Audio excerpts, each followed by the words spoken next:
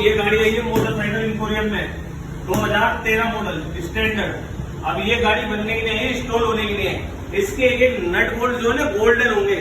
ये आप सारे नट बोल्ट देख रहे हो, इसके तान वाले ये सारे नट बोल्ट गोल्डन होंगे।